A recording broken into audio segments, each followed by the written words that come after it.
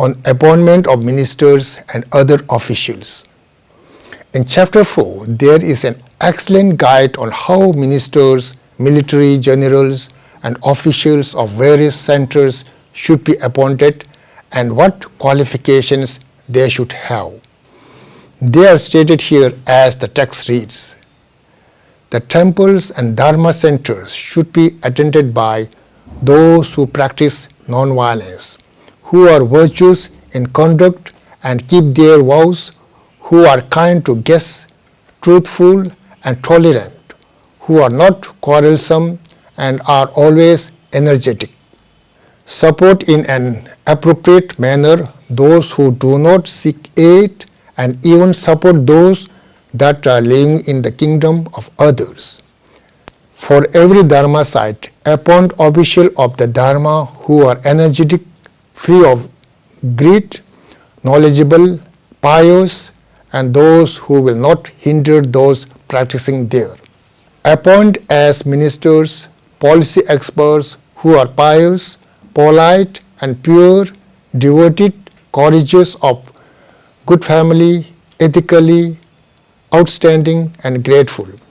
Appoint military generals that are generous, unattached, heroic and polite, who properly use resources and steadfast, always vigilant and pious. Appoint as officials elders that behave in accord with Dharma and are pure, who are skillful and know what to do, who are erudite, organized, impartial and polite. If you rule for the sake of virtue and not for fame or out of desire, then it will have a most meaningful result. Otherwise, your rule will be disastrous. Compassion in punishment. Ācārya Nāgārjuna gives important advices to the king, which involve having a compassionate approach in punishments. May you always be accompanied by many advisors who are mature in knowledge, of good family, well versed in public policy, afraid of shining, not contentious, and able to see what should be done. Even if they rightly find, imprison, or corporally punish wrongdoers, you, being always moistened by compassion, should show kindness to the punished. King, out of compassion, you should always make your mind focus upon benefiting all beings, even those that have committed the most serious sins. You should particularly have compassion for those that have committed the serious sin of murder. Those who have ruined themselves are indeed worthy of great persons. Compassion. Let alone capital punishment, the master does not support life imprisonment. Rather, he advises not to be imprisoned for too long and provide them with barber, baths, food, drink, and medical care while they are in prison. Having properly examined and identified particularly hateful murderers, you should send them into exile without killing or harming them. Independently, survey all lands with your espionage service. Always vigilant and mindful. Do what should be done in accord with Dharma. Final advice. Ācārya Nāgārjuna sums up saying that the king's authority should be seen as an opportunity to serve his people, which should be according to justice and virtues beneficial to his people.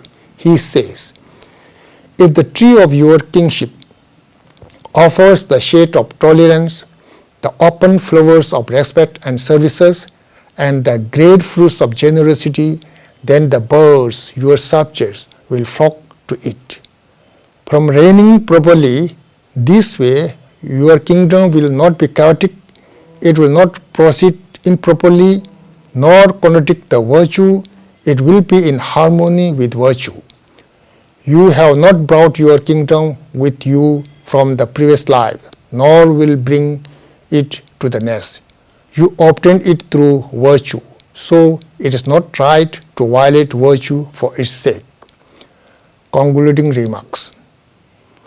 To conclude in brief, overview provided above of Ācārya Nāgārjuna's Ratnāvalī offers us a vision of what an enlightened and righteous ruler would look like from the perspective of the highly influential Indian philosophy in the 2nd century of the Common Era.